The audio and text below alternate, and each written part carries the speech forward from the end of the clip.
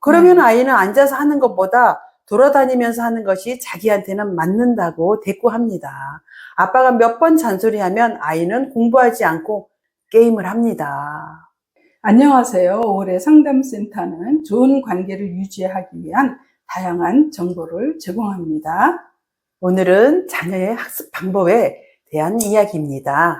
중요하겠네요. 네, 저희 남편은 성실합니다. 무슨 말을 하든지 최선을 다하는 믿음직한 사람입니다. 한번 손을 대면 완벽하게 하고 바르게 행동하는 사람입니다. 부럽습니다. 진짜 엄친아 같은 사람이네요. 그러게요. 그런데 이런 행동이 아이들과 부딪힐 때가 많습니다. 특히 시험 때가 되면 더 심해집니다. 공부할 때 우리 아이는 돌아다니면서 중얼중얼 거리며 공부를 합니다. 아빠는 돌아다니면 집중이 되지 않으니까 책상에 진득하게 앉아서 하라고 잔소리를 합니다. 그래야 학습 효율이 오른다고 합니다. 이래야 학습 효율이 오르지 그렇죠? 않나요? 그러면 아이는 앉아서 하는 것보다 돌아다니면서 하는 것이 자기한테는 맞는다고 대꾸합니다. 아빠가 몇 번 잔소리하면 아이는 공부하지 않고 게임을 합니다. 좀 좋아요? 괜찮네요. 네. 아이를 그냥 놔두지 자꾸만 잔소리하는 아빠가 이해가 되지 않습니다. 어떻게 하면 좋을까요? 어머님이 걱정이 많으시겠어요. 그러게요. 아빠와 자녀가 공부 방식이 달라서 충돌하는 것 같아요. 아빠와 싸우면 아이는 마음이 상해서 더 공부하지 않을 텐데 말이에요. 그래서 게임 하는 겁니다. 그렇죠. 왜 자꾸 잔소리하는 것일까요? 아버님의 행동에는 여러 요인이 있습니다. 여기서는 심리 기질로 알아보겠습니다. 아버님은 현실형입니다.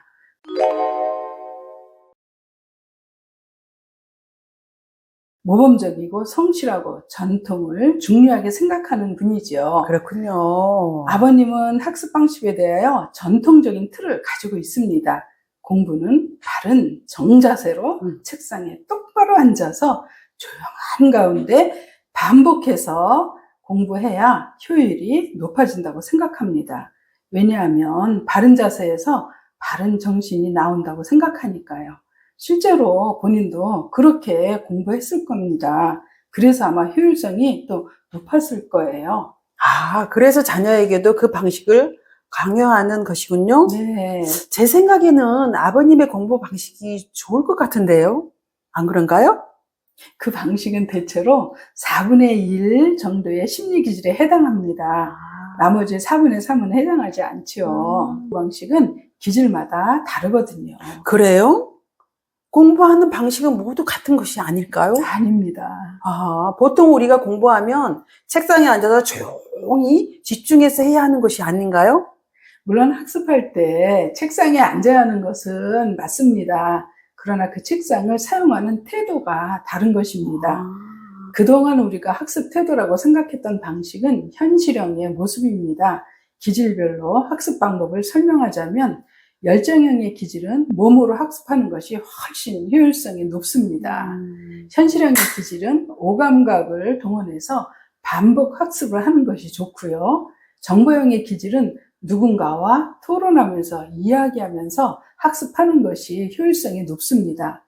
정서형의 기질은 관심 가져주는 사람이 옆에서 함께하면 학습 효율이 높아집니다. 구체적으로 예를 들어 주시겠어요? 영어 공부를 예로 들을까요? 네. 먼저 이해를 돕기 위하여 콜ум비아 대학도 심리학 교수인 말스톤 박사의 이론을 소개합니다.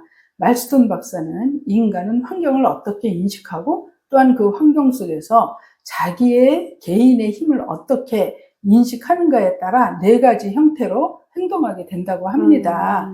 이를 디스크 행동 유형 모델이라고 합니다.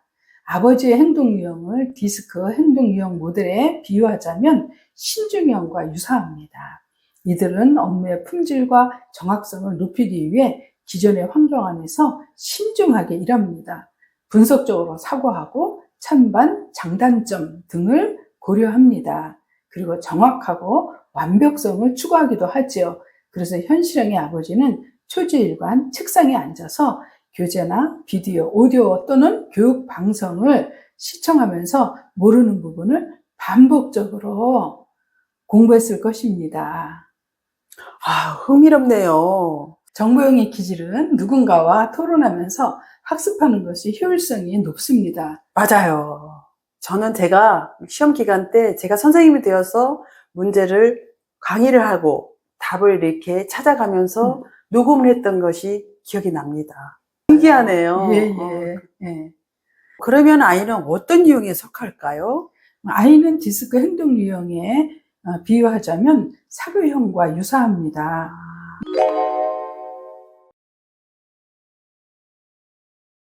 이들은 타인을 설득하거나 영향을 미침으로써 스스로 환경을 조성합니다.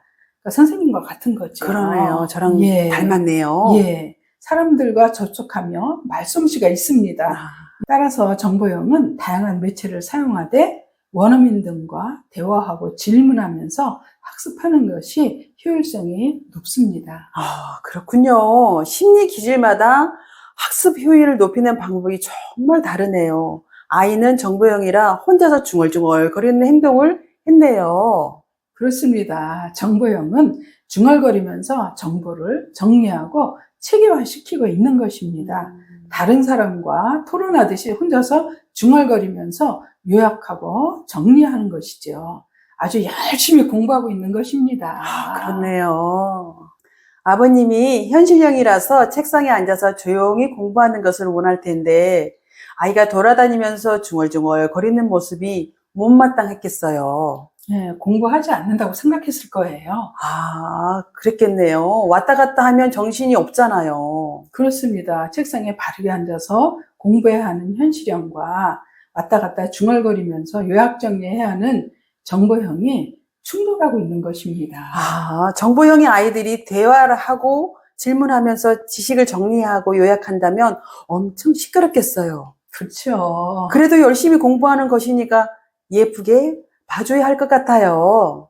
한 발짝 더 나아가서 부모가 학습한 내용을 질문해주면 아주 좋습니다. 네. 질문에 답하면서 저절로 머릿속에서 요약 정리가 되니까요. 중요한 핵심도 정리가 되고요. 정보형은 질문에 답하면서 시험 공부 끝이 됩니다. 저도 그랬습니다. 저도 공부하면서 녹음을 하고 저녁에 자면서도 들었던 그런 때가 있었거든요. 정보형들이 하는 행동이에요. 저희 딸도 그랬거든요. 그렇군요. 네.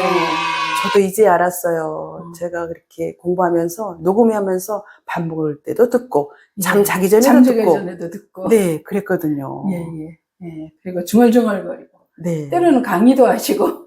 그렇죠. 예. 제가 선생님이 되어가지고 강의를 하는 거예요. 예. 저는 그렇게 하면서 공부를 했던 것 같아요. 예.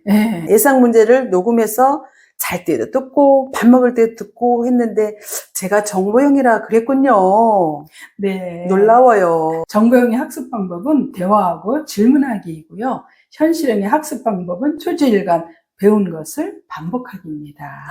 심리 기질을 모르면 학습 방식 때문에 부모와 자녀가 학습 충돌을 일으키게 됩니다. 부모는 자녀에게 잘하는 학습 방법을 알려주지만 그것이 오히려 자녀의 학습 의욕을 꺾어버리는 안타까운 상황이 발생하게 되네요. 아버님은 자녀를 그냥 놔두면 되겠습니다. 열심히 학습하고 있는 것이니까요.